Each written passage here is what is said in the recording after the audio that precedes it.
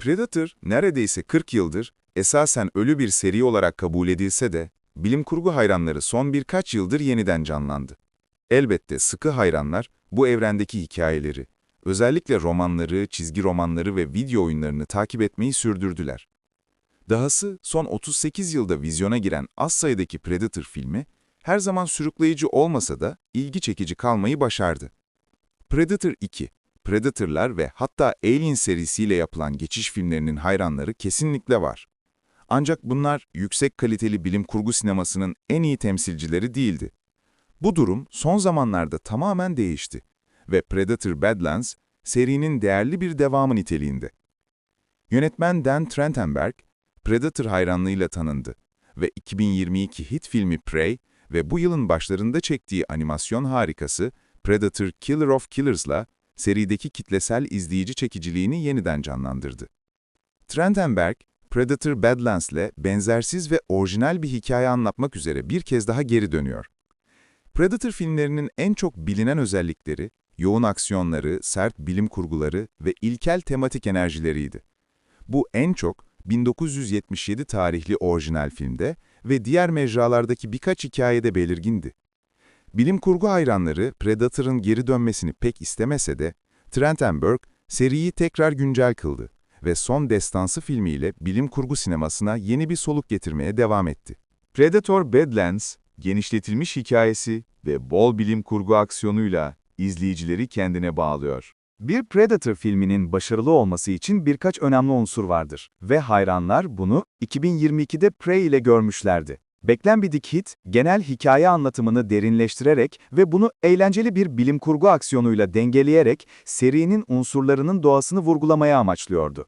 Bu, Trachtenberg ve işbirlikçilerinin yarattığı karakterlerde gerçekten kendini gösteriyor. Ancak Predator filmlerinin doğası göz önünde alındığında, aksiyonun kendisi etrafında dönen, izleyiciyi kendine çeken belirli bir unsur var. Diğer bilim kurgu filmleri sert bilim kurgu öğeleriyle veya korku gibi türlerle birleşmesiyle bilinirken, Predator, bilim kurgu kadar aksiyon ve macerayla da ilgili. Predator Badlands bunun fazlasıyla farkında ve konseptin eğlenceli kısmına girmekte hiç vakit kaybetmiyor. Film, hikayeyi bir görev ve destansı av etrafında çerçeveleyerek macera yönüne daha da fazla eğiliyor. İzleyiciler, başrol oyuncusuyla açılış sahnesinde tanışıyor ve bu sefer Dek adında bir Yahudca, kendini kadersel bir durumun içinde bulduğunda avcıyı destekliyorlar. Tehlikeli bir gezegende efsanevi bir hedefi avlarken, Dek, göründüğünden daha fazlası olduğunu kanıtlayan bir Weyland-Yutani sentetik androidi ile yolları kesişiyor. Birbirlerine yardım ederken, ikisinin de hayatında belirleyici bir bölüm olduğunu kanıtlayan büyüleyici bir macera ortaya çıkıyor. İyi tempolu, aksiyon devam ederken ve riskler artmaya devam ederken neredeyse hiç sıkıcı an yok. Predator Badlands'in bir diğer cezbedici yönü de Trachtenberg'in bu son filmde daha da genişleyen detaylı bir bilim kurgu dünyasına olan bağlılığı. Trachtenberg'in serinin hikayelerine, özellikle de genişletilmiş medyadan gelen hikayelerde mevcut olanlara olan düşkünlüğü açıkça görülüyor. Bu sadece Predator serisiyle ilgili romanlara, çizgi romanlara ve video oyunlarına değil, aynı zamanda Trachtenberg'in Predator ve Alien çapraz hikayesine olan hayranlığına da yansıyor. Fragmanlarda da görüldüğü gibi, Dek, Tia adlı bir sentetik güçle işbirliği yapıyor ve Alien serisinde daha yaygın olan güçlerle mücadele ediyor. Bu durum, hayranların ilgisini yeniden canlandırıyor ve Trachtenberg'in her iki bilim kurgu evreninden de unsurlarla oynamasına olanak tanıyor. Ancak bu ayrıntıların filmin bağlayıcı anlatısını asla bastırmadığını ve hayranların Predator Badlands gibi bir bilim kurgu olay filminden bekleyebileceğinden daha etkileyici olmayı başardığını belirtmek önemlidir. Yanlış anlamayın, 2025 gişe rekorları kıran bu film de aynı şeyi sürdürüyor. Filmin birkaç kusuru olsa da bunlar tüm aksiyonun merkezindeki sürükleyici hikayeyi pek yansıtmıyor. İzleyicilerin en çok aldığı, en iyi haliyle bilim kurgu sineması. Sadece serideki önceki filmlere değil, aynı zamanda Trachtenberg'in iddialı vizyonunun aşırı şekillendirilmiş ölçeğine ve kapsamına da odaklanan Predator Badlands, izleyicileri yakalıyor ve onları baştan sona bağlı tutuyor. Predator Badlands'te derin ve paralel temalarla bir arada tutuluyor. 21. yüzyıl bilim kurgusu, birkaç temel unsur olmadan asla başarılı olamaz. İlk olarak, ya her türden izleyiciyi çekecek kadar özgün olmalı ya da bir tür hayran kitlesine sahip olmalıdır. İkinci olarak, onları ilginç kılan ne olursa olsun, bilim kurgu filmleri tür unsurlarını, Ancak iyi kurgulanmış bir anlatı ve sevimli karakterlerle ortaya çıkabilecek, daha derin bir tematik yankıyla dengelemelidir. Predator filmlerinde, Yotcha türünün yırtıcı doğasına dair ilgi çekici temalar zaten mevcut. Dahası, hayranların Alien filmlerinde gördüğü insanlığı ve evrimi inceleyen türden yüce temalar, genellikle sentetik android karakterlerle ilgilidir. Predator Badlands, tüm doğru parçalara sahip ve bunları etkili bir şekilde nasıl dengeleyeceğini biliyor. Muhtemelen daha da önemlisi, filmin karakter gelişimlerini paralel hale getirme becerisi. Bu da hikayenin ana temalarını daha da derinleştiriyor. İzleyiciler, Dek'te karakterin karmaşık bir keşif, adaptasyon ve gelişim sürecini içeren çok ilkel ve canlandırıcı bir motivasyon izliyor. Ancak aynı zamanda Tia ve filmdeki diğer karakterlerle paralel bir gelişim eğrisine de tanık oluyorlar. Bu, doğru anlarda bir araya geliyor ve ödüllendirici bir deneyim sunuyor. Trachtenberg ve senarist Patrick Eason, filmi karakter gelişimlerinin yanı sıra, hikayenin amansız bilim kurgu arka planı etrafında yapılandırıyor.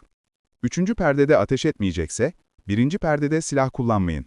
Bu, yazarların daha önce defalarca duyduğu bir eski deyimdir. Bu felsefe, yalnızca Predator Badlands'te kullanılmakla kalmaz, aynı zamanda bunu olabilecek en destansı bilim kurgu tarzında yapar. Dek'in hikayesi, sadece gerçekte kim olduğunu ve en çok benimsemesi gereken değerleri öğrenmekle ilgili değildir. Aynı zamanda, inanılmaz derecede ölümcül bir coğrafyaya uyum sağlamak ve hayatta kalmakla da ilgilidir. Filmin eğlencesi büyük ölçüde burada yatar ve karakterler geniş kapsamlı hikayeyi daha ilginç ve etkili hale getirmenin ayrılmaz bir parçasıdır. Bilim kurgu destanının efekt odaklı konseptler ve sahnelerle ekranı aşırı doyurması kaçınılmaz olsa da, bu asla hikaye anlatımının zararına değildir. Hayranlar Predator Badlands'te aşinalık uyandıran bazı noktalar bekleyebilirler. Çünkü hikayenin özü zaten belirlenmiş durumda. Ancak Trachtenberg, özellikle de özünde insan olmayan karakterlerle dolu bir oyuncu kadrosunu insanlaştırma konusunda işleri ilginç yeni yönlere taşıyor. Yıllardır izleyiciler, bu filmlerdeki Predator'lardan korkmaya, Weyland-Yutani androidlerine şüpheyle yaklaşmaya ve nihayetinde her iki tür karaktere de karşı çıkmaya şartlandırıldı. Bu son bilim kurgu macerası, bunları tersine çevirerek, bu tanıdık arketipler söz konusu olduğunda, hoş bir şekilde, beklenmedik farklı bir derinlik ve ilişkilendirilebilirlik seviyesi sunuyor. Aniden, izleyicinin tamamen kendini kaptırmaktan kendini alamayacağı bir hikaye ortaya çıkıyor. Predator Badlands, 2025'in en eğlenceli bilim kurgu filmi olabilir. Predator Badlands'i izlerken inançsızlığı bir kenara bırakmak son derece gerekli ve kesinlikle en büyük bilim kurgu hayranlarını çekmeyi hedefleyen, gerçeküstü bir deneyim. Bilgisayar efektleri bunaltıcı olabilir ve belirli anların tahmin edilebilirliği bazı sahneleri bozabilir. Dahası, bazı sahnelerin karakter gelişimi ve duygusal bağ adına neden birkaç nefes daha tutmadığı veya birkaç ritim daha sürdürmediği merak konusu.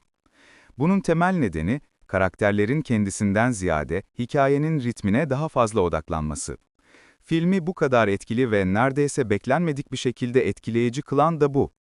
2 saatlik sürenin 15 dakika altında kalan süresiyle hikayeyi sonuna kadar taşıyan sıkı ve karmaşık tempolu aksiyonda ferahlatıcı bir his var.